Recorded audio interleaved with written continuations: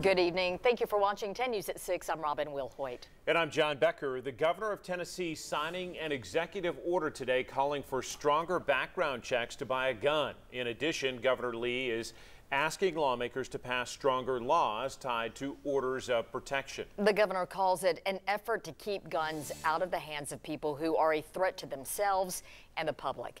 This move comes 2 weeks after a school shooter in Nashville killed 6 people, including 3 9-year-old students. 10 News reporter Maria Guzman joins us to explain the executive order and reaction from lawmakers about these next steps. Maria.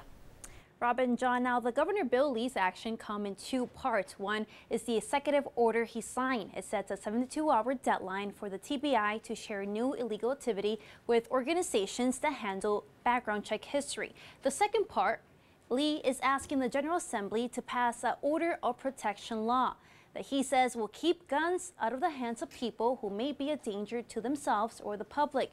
He says this new law will be stronger than ones in place now. He says it will require law enforcement to bring evidence that a person is truly a danger with a gun to a judge. This law will also rely heavily on up-to-date information on background checks.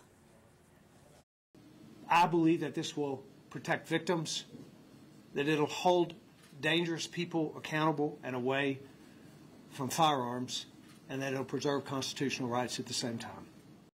Urging Republican and Democrat lawmakers to place their differences aside. Now, Senator Becky Duncan Massey represents Knoxville. She has a history in working in mental health, and she says people who are a threat should not have access to guns, but says this is not the only answer to a problem. There's really not just one answer. I know we'd all like one answer and just say, okay, that's the magic potion to solve this and prevent this from ever happening, because it is gut-wrenching. I mean, totally gut-wrenching. Lee is urging lawmakers to get this done by the end of this year's legislative session, which wraps up in less than a month. In a statement, House Speaker Cameron Sexton says as we work on health orders of protection, they must have a level of due process. He says the House is willing to work towards a bipartisan solution for safety.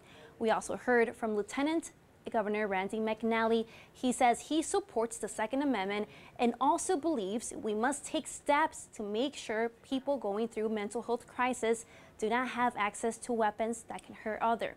Lee says these 2 actions are the next step towards safety. Tennessee does have similar laws in place right now.